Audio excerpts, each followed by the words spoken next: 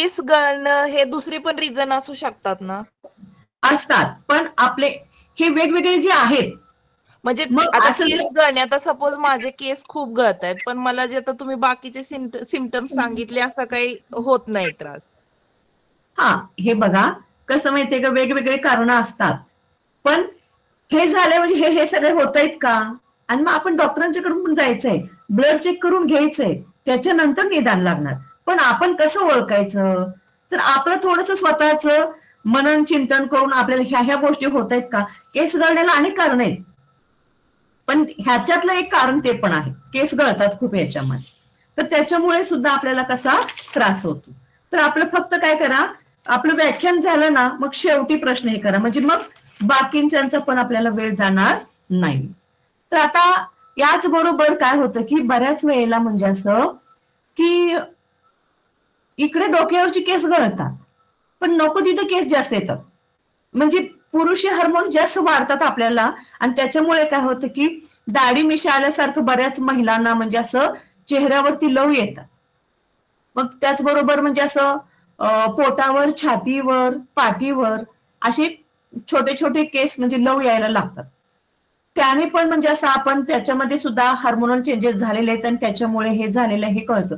Main म्हणजे पीसीओडीचा त्रास कशामुळे होतो, जे हार्मोन्स आहेत ते असंतुलित झालेले असतात, त्यांचं संतुलन बिघडलेलं असतं, म्हणून झालेले असतात याच्यामध्ये. त्याचबरोबर काय होतं की याच्यामध्ये चेहऱ्यावरती, पोटावरती, पाठीवर, म्हणजे असं काय होतं की म्हणजे पुरळ यायला लागतात, तेव्हा पण आपण लक्षात घ्यायचं की त्या म्हणजे ह्याच्यातलंच हे एक लक्षण आहे. त्याचबरोबर मानेच्या मागच्या बाजूला काखेमध्ये काळे काळे डाग यायला लागतात. वजनामध्ये सुद्धा चढ उतार व्हायला लागतो, म्हणजे वजन वाढायला लागतं भराभर. मग किती जरी आपण वेट लॉस करायचं, आहारावरती कंट्रोल ठेवलं, काही जर ठेवलं तरी सुद्धा काय होते की बऱ्याच वेळेला वजन वाढायला लागतं. त्याचबरोबर बऱ्याच वेळेला तीव्र डोकेदुखी पण असते, याच्यामध्ये आर्धसीसीचा पण त्रास होऊ शकतो. आर्धसीसीच्या त्रासासाठी मानसिक स्ट्रेस वगैरे वेगवेगळे कारणे आहेत, पण त्यातलं हे कारण आहे याच्यामध्ये. त्याचबरोबर वंध्यत्व म्हणजे प्रजनन क्रियेत अडथळा निर्माण होतो. बऱ्याच वेळेला पीसीओडीचा त्रास असेल तर गर्भधारणा होत नाही, मग डॉक्टर म्हणतात की म्हणजे थोडंसं पोट कमी करा, पोटावरची चरबी कमी करा, हे म्हणजे बऱ्याच जणांना सांगितलेलं असतं म्हणजे असं हे. तर याच्यामध्ये सुद्धा म्हणजे हे पीसीओडीचा त्रास असल्यामुळे हे जी म्हणजे असं गर्भधारणेचं जे आहे तर त्याच्यामध्ये अडथळा निर्माण होतो, आणि त्यामुळे सुद्धा काय होतं की आपल्याला म्हणजे असं त्याच्यावरून सुद्धा लक्षात येऊ शकतं. त्याचबरोबर पीसीओडीचा ज्या त्रास आहे ना त्यांना डायबिटीस होण्याची शक्यता जास्त असते, आणि अशा लोकांना स्ट्रेस खूप असतो, छोट्या छोट्या गोष्टीवरती ताण घेतात, म्हणजे नैराश्य, चिंता रोग, म्हणजे असे छोट्या छोट्या गोष्टीने भिणे किंवा नैराश्य येणे, असे अनेक कारण याच्यामध्ये आहेत. तर असे वेगवेगळे कारण आहेत, म्हणजे असं मेन म्हणजे याच्यामध्ये मासिक पाळीमध्ये अनियमितता, त्याचबरोबर केस गळणे, त्याचबरोबर चेहऱ्यावरती, पाठीवर, छातीवर छोटे छोटे लव येणे, केसांचं म्हणजे केस येणे, त्याचबरोबर वजन वाढणे, डोकेदुखी, मायग्रेनचा त्रास, वंध्यत्व, मधुमेह, स्ट्रेस, हे अनेक म्हणजे अनेक लक्षणांचा समुच्चय, त्याला पीसीओएस असं म्हटलं जातं, अनेक लक्षणाचा समुच्चय. तर अशा पद्धतीने पीसीओडी जो आहे तर त्याची ही लक्षण आहेत की तो झालं, हे ह्या गोष्टी त्याच्यातून दिसतात आपल्याला, त्याच्यातून आपण थोडंसं ओळखू शकतो. त्याचबरोबर मी ही होण्याची कारणं काय आहेत त्याच्यामध्ये, तर पहिलं कारण आहे की अनुवंशिकता. जर आपल्या आईला, मावशीला, आजीला जर म्हणजे पीसीओडीचा त्रास असेल तर आपल्याला होण्याची शक्यता आहे. कॅन्सरचं पण बघा, म्हणजे आईला वगैरे घरी झालेलं असेल तर आपलं चेक करून बघा म्हणतात, अनुवंशाने तसं म्हणजे गर्भाशयाचं कॅन्सर होण्याची शक्यता असते. तसंच याच्यामध्ये सुद्धा अनुवंशिकता ही फार म्हणजे असं महत्वाचा घटक याच्यामध्ये आहे.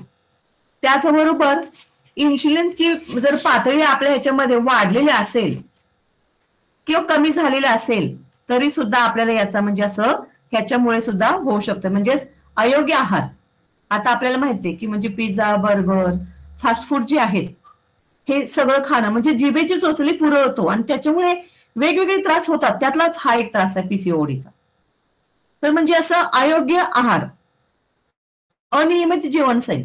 पूर्वी कसं लवकर उठणं व्हायचं, लवकर झोपणं व्हायचं, वेळेवर खाणं व्हायचं. आता आपलं तसं होतच नाही. एकतर 12-1-2 वाजेपर्यंत आपण झोपत नाही. त्याच्यामुळे सकाळी 12-1, 11-12च्या नंतर काय काही जण उठतात.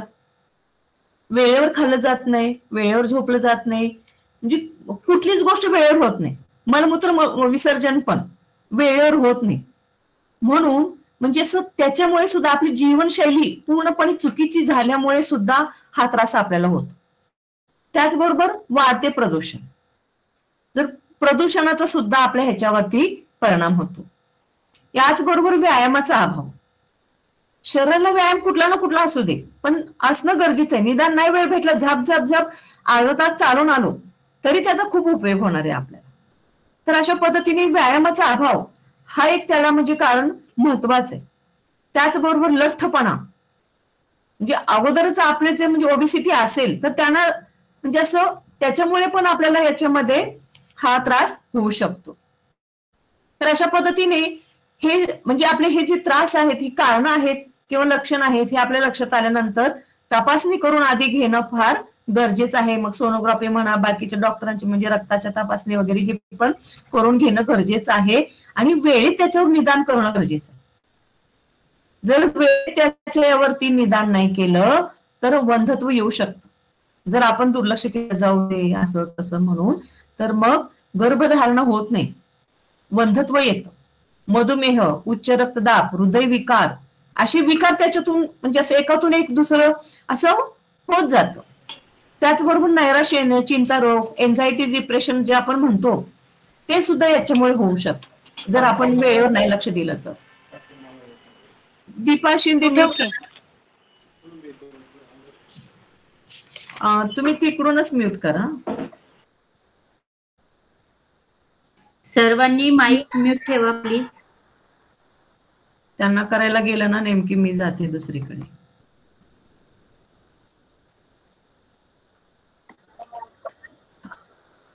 हा एकच मिनिट. आता ते डबल क्लिक केलं ना त्याच फक्त पुढे येतात मग माझ्याकडे.